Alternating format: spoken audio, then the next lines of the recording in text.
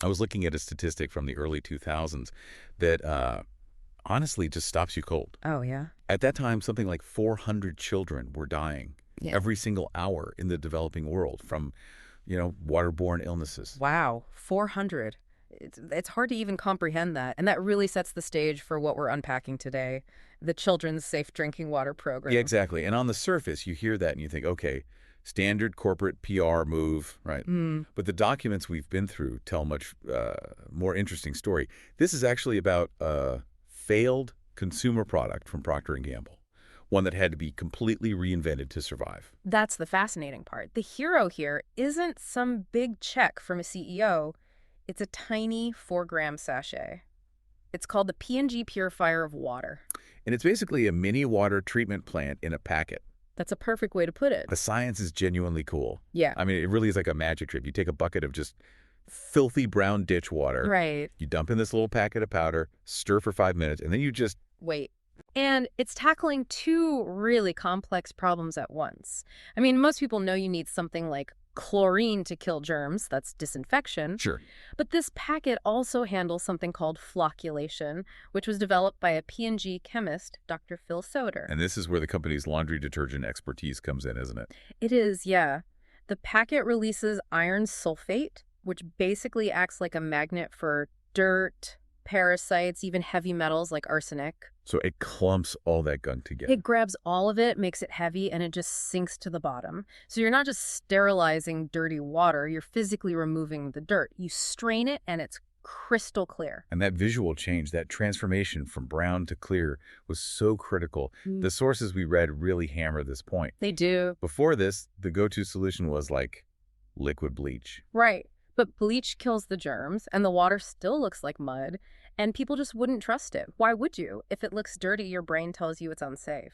Exactly. Seeing it become clear built the trust. Yeah. But even with this amazing tech, the business side it fell apart. A total commercial failure. P&G launched it in Guatemala and the Philippines around 2001, put it on store shelves. And it flopped. Completely. The team they underestimated the education barrier. You can't put a packet of chemicals on a shelf and expect a family to know what it is or how to use it. And it costs too much. Even at pennies per sachet, if you're a family living on $1 a day, that's just not going to happen. So by 2003, the project was bleeding money. Executives were calling it a financial failure. And they were ready to shut it all down. This is usually where the story ends.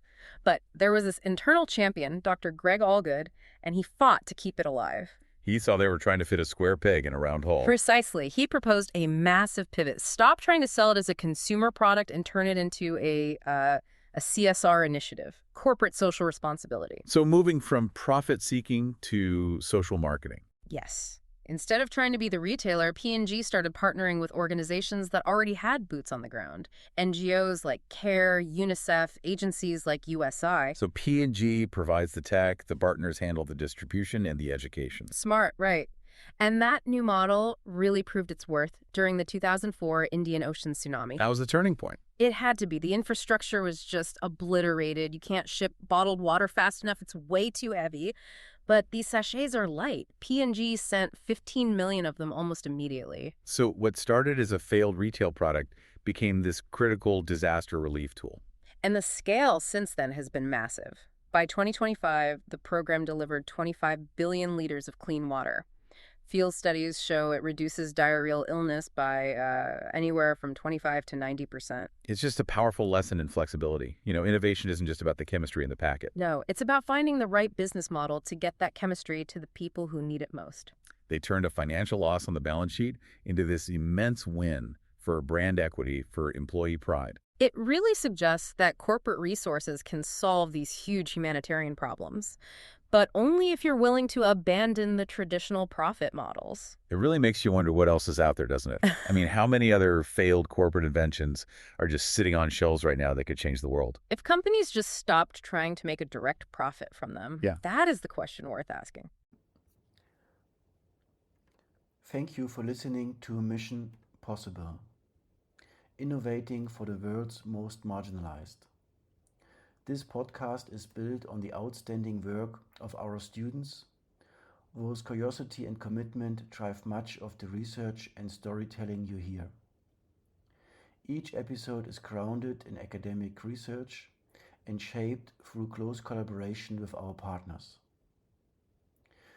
To learn more about the research and partnerships behind this podcast, feel free to contact us. Thank you for joining.